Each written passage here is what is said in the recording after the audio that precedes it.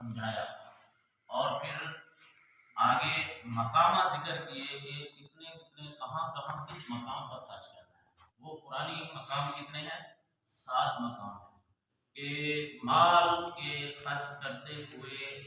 ایک انسان کہاں تک یعنی کہ کس طریقے سے خرچ کر سکتا ہے۔ تو اللہ تعالیٰ نے اس کے لیے کیا احکام ذکر کیے؟ 7 مقام ایسے ہیں، 7 طریقے ہیں جن کے ذریعے سے مال قبول ہونا کی کیا ہے، اس کے بعد کوئی چانس نہیں رہتا کہ مال قبول نہ ہو۔ ہاں جی، تو سب سے پہلے 7 مقام کون سے ہیں؟ احسان نہیں جتنا، نمبر 2 تکلیف نہیں دے، نمبر 3 مال خرچ کیا ہے ظاہری طور پر بھی خرچ کر سکتے ہیں اور چھپ کر بھی خرچ کر سکتے ہیں، نمبر 4 ریاکاری نہیں کرتے، نمبر 5 غیر مسلم رشتہ داروں پر بھی خرچ کر سکتے ہیں، اور نمبر 6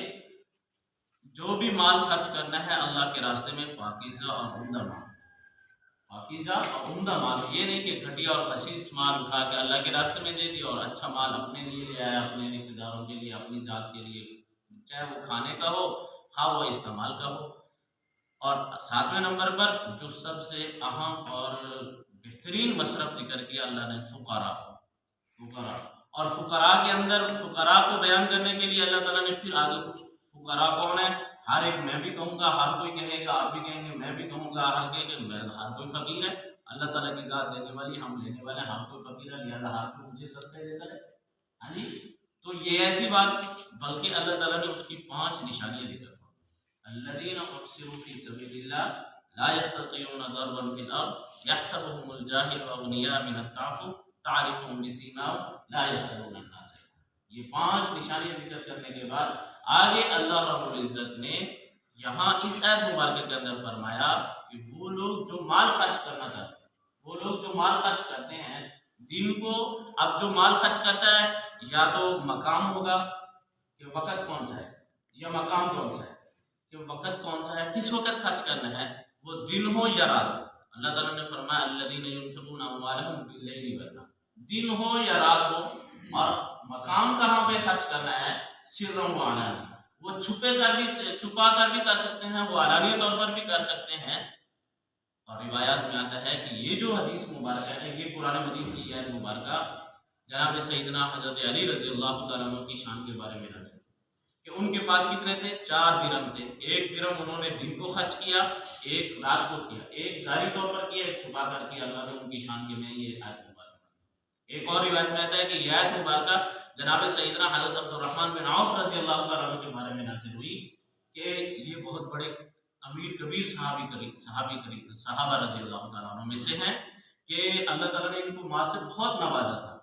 نوازا تھا، تو انہوں نے اپنے دینار میں سے مال اللہ کے عطا کردہ مال میں سے کچھ دینار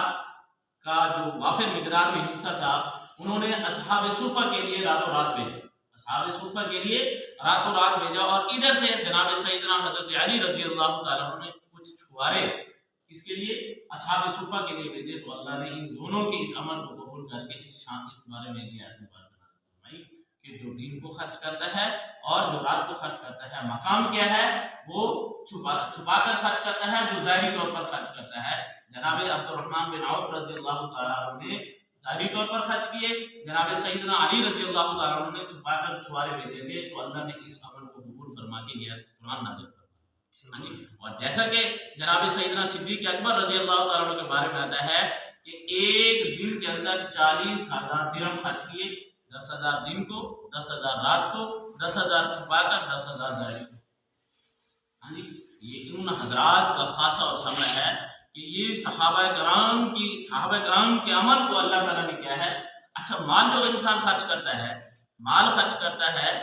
اس کا فائدہ کیا ہوتا ہے؟ سب سے نمبر 1 سب سے جو انسان کو فائدہ ہوتا ہے وہ انسان کے دل سے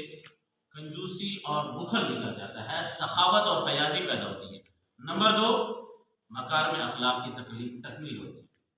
کہ انسان کے اندر اخلاق کا جذبہ پیدا ہو جاتا ہے، انسانیت کا جذبہ پیدا ہو جاتا ہے، ہمدردی کا جذبہ پیدا ہو جاتا ہے،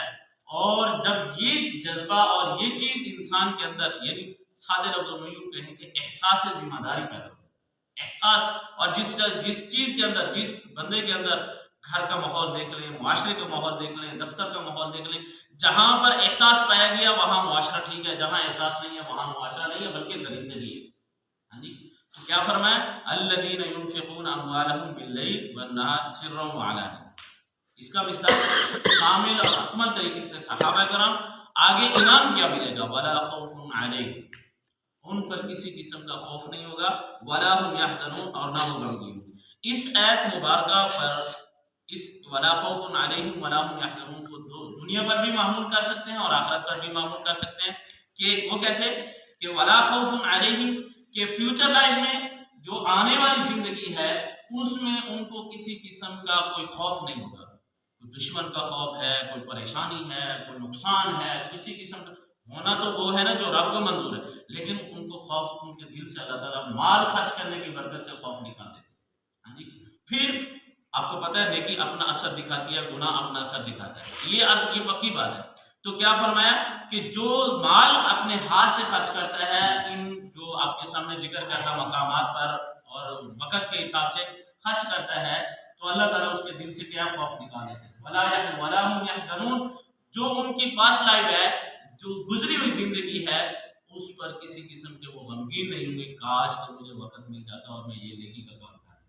کاش کے لیے میں آپ کا ہاتھ سے نہ جانے دیتا. مثال کے طور پر کبھی کہیں سوسائٹی لانچ ہوتی ہے تو بندہ شروع میں کیا کہتا ہے کہ میں ادھر انویسٹ کر لیتا، تو اس وقت کیا ہے تھوڑا سا بینیفٹ بھی دیتے ہیں، سب کچھ ہوتا ہے، تو وہ حضرات کیا ہے آج مجھے اچھا خاصا بینیفٹ مل جاتا، اس وقت موقع تھا. لیکن آج اگر لینا چاہتا ہوں تو پھر کیا ہے اضافی اماؤنٹ دینی پڑے گی اور وہ موقع میں نے ہاتھ سے گنوا دیا، تو یہ حسرت ہوتی. لیکن اس